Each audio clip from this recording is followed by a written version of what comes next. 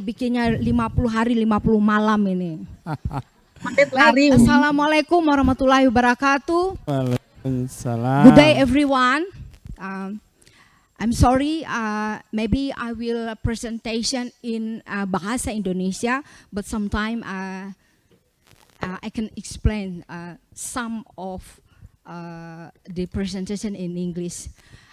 Today I will a presentation about etiology story as knowledge and oral history preservation among ethnic group in Alor, East Nusa Tenggara Timur.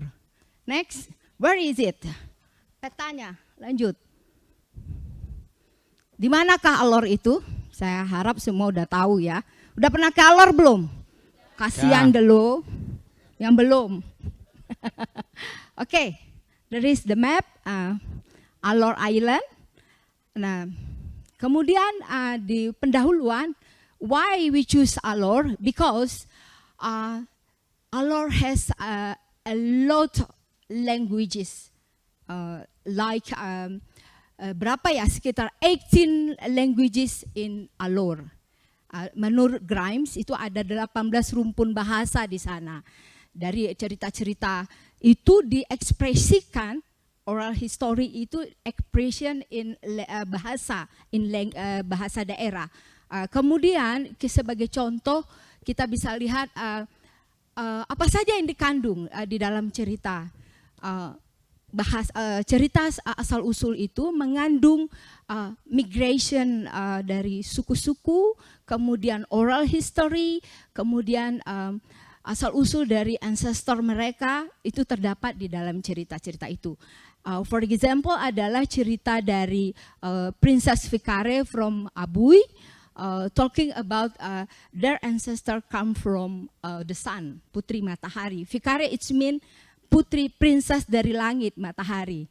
Nah, untuk lokus cerita penelitian ini kami memilih 3 cerita dari 3 suku, yaitu dari Kabupaten Alor, di Takpala Village di Alor Tengah Utara, kemudian dari suku Halinghulu di Island, Pura Island di Desa Limarahing, and the third suku Iluara in the Pantar Island.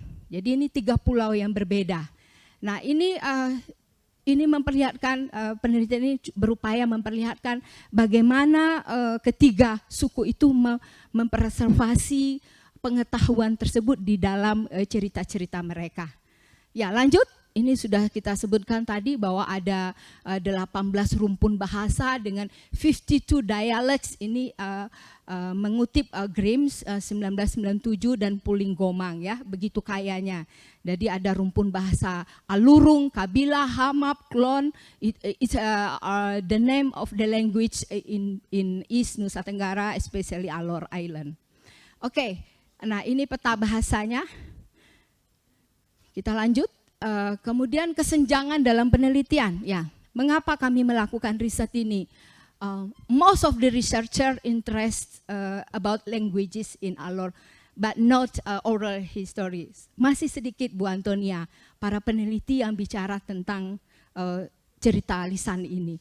Kebanyakan tertarik karena Alor itu menjadi connection between Melanesian language and Austronesian language. Betul ya Bu Antonia? Nah, tapi tidak masuk ke ranah cerita-cerita lisan ini. Jadi makanya kami tertarik karena kami juga adalah orang dari tradisi lisan. Dan kami lihat bahwa cerita-cerita lisan itu juga menjadi semacam medium untuk mereka mempreservasikan pengetahuan mereka tersebut. Nah, metodologinya tentu saja ini adalah riset kualitatif. Kami benar-benar ke lapangan. Paling tidak saya dengan Erwin kemarin. Where are you, Erwin? Mudah-mudahan kamu dengar ya. Oh, Bu Atisah juga, maaf Teteh. 6 jam. 6 jam naik sepeda motor ke Baranusa. Kasihan dulu Teteh. Ya, by motorcycle to get the data for 6 hours on motorcycle. Could you imagine? untuk kami yang setua ini. Jadi oke, ya informan ya, oke lanjut. Informan menurut Sweeney itu ada informan kunci, informan pendukung. Kemudian cerita itu tentu saja nanti kami rekam, transliterasi, dan kemudian kita terjemahkan. Dan kami juga menggunakan pendekatan memori kolektif dari Rubin dan melihatnya dari motif-motif menurut Steve Thompson. Ya, juga tentang oral history dari Vansina dan juga Hanige. Kemudian pembahasannya ini lokusnya Pulau Alor melalui suku Abui di Desa Takpala. Maaf, ini bukan bahasa Alurung, ini salah. Anya, kamu masih salah. Tentu saja dia bahasa Abui atau Adfui.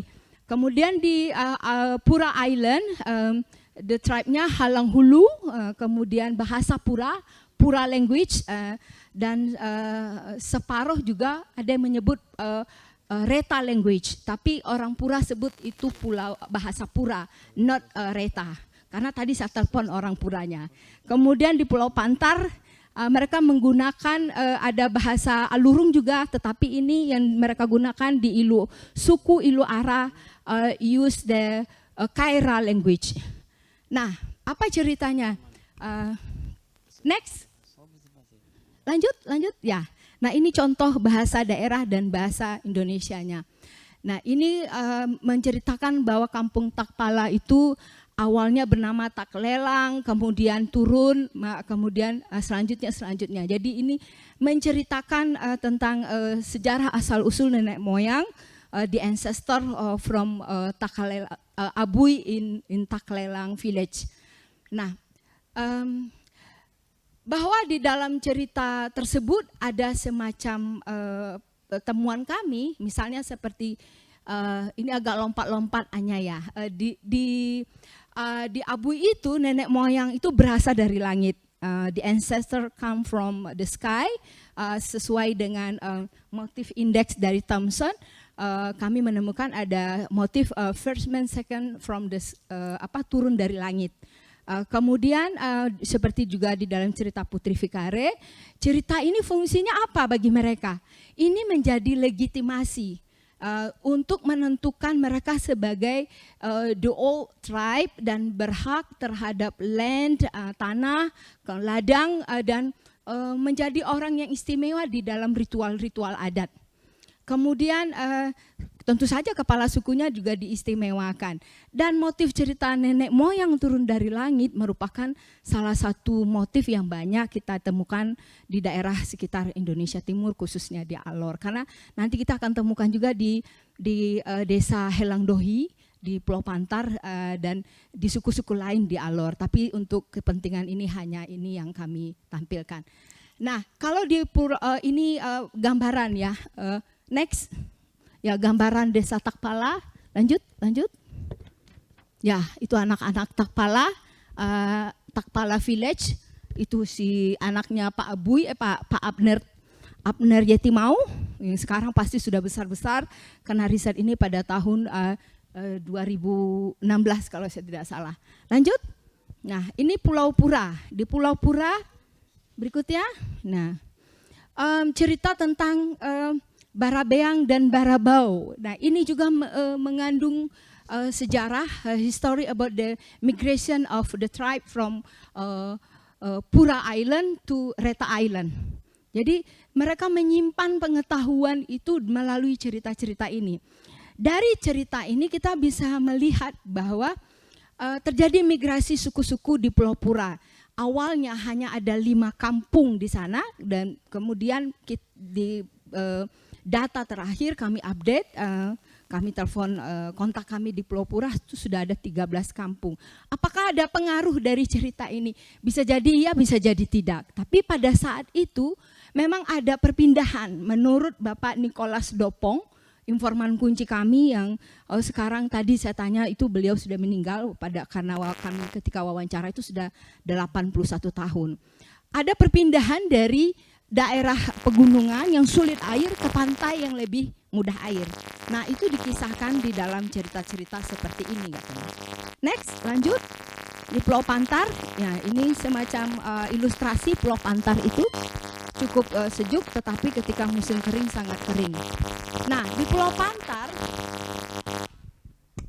ini ada yang demo karena saya lama ya Mas Joni. Sedikit lagi Mas Joni, ini udah mau habis. Ada kisah tentang suku Leng Ilu. Ini motifnya kalau menurut Thompson ini tentang tabu di dalam perkawinan. Karena mereka melakukan perzinahan, dalam ukuran kita, tapi mereka sebut perzinahan juga Bu Antonia. Karena kenapa? Antara adik ipar, kakak ipar itu nikah, melakukan perkawinan ya, hubungan intim. Jadi suku itu kemudian dipaksa pindah dari pesisir ke gunung, dari pantar yang di pesisir naik ke gunung. Itu yang membuat mereka nanti berkembang menjadi 7 subsuku. Seperti induknya itu seperti Bapak Ibu lihat next. Suku Ilu Ara, ada Leng Ilu, Wang Ilu, Mutuh Sulung, Tuago Tengah, Iki Bungsu, Mutuh Sukung. Nah itu hasil dari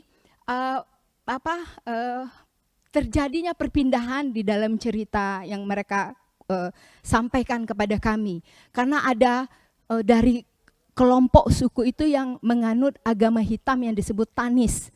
Dan agama hitam itu menyebabkan pemeluknya boleh melakukan hubungan yang terlarang seperti itu. Tetapi secara adat adalah forbidden, tetap itu dianggap sebagai sesuatu yang mencemarkan nama suku itu, dan kemudian mereka disuruh pindah ke gunung karena mungkin lebih sepi, tapi akibatnya mereka berkembang menjadi pecahan subsuku ini. Dan ini menggambarkan kalau menurut Thompson ini adalah motif migrasi yang disebabkan karena tabu. Oke, conclusionnya. Cerita etiologi tentang asal-usul leluhur dalam kelompok etnis di Indonesia tidak hanya memuat dongeng, karena asumsi kita ini selalu about fairy tale atau mitos. Tapi sebetulnya juga ada menyimpan berbagai knowledge tentang suku tersebut, sejarah migrasi, kepemilikan lahan, struktur sosial, hubungan dengan suku dan subsuku lain. Karena kalau kita mendengarkan cerita orang di Pulau Pura, dari cerita asal-usul itu kita bisa melihat dia punya hubungan dengan orang di Alor kecil, pulau di seberangnya, yang pesisir. Jadi ada satu subsukunya, oh itu adalah keluarga kami. Di adat mereka kami undang karena kami berkerabat. Nah di sana simpannya. Di mana, bagaimana mereka mempreservasikannya? Dalam ritual, dalam performance, they call lego-lego dance. Jadi di sana. Atau di dalam setiap ritual adat, mereka akan menceritakan siapa mereka sebetulnya, dari mana nenek moyangnya berasal. Jadi ini merupakan cara komunitas mempreservasi pengetahuannya dan menggambarkan cerita etiologis ini melestarikan beragam pengetahuan yang dimaksud di atas. Nah, motif nenek moyang turun dari langit merupakan salah satu motif cerita asal-usul yang paling populer ditemukan. Tujuannya untuk apa? Untuk memperlihatkan bahwa mereka tuh lebih hebat, istimewa dari suku yang lain. Nenek moyang saya dari laut, dari langit loh. Sama seperti cerita Mang Mot pada Mot. Nah, itu juga menggambarkan nenek moyangnya dari langit yang dia bisa turun ke bumi setelah menjatuhkan batu-batu sampai 11, mengukur kedalaman air laut. Nah itulah yang disampaikan di dalam cerita asal-usul di Pulau Alor, Pantar, dan Pura. Terima kasih, penutupnya silakan. Slide terakhir. Ya, slide terakhir mana? Bukan foto saya loh. Saya nggak menarik untuk dilihat.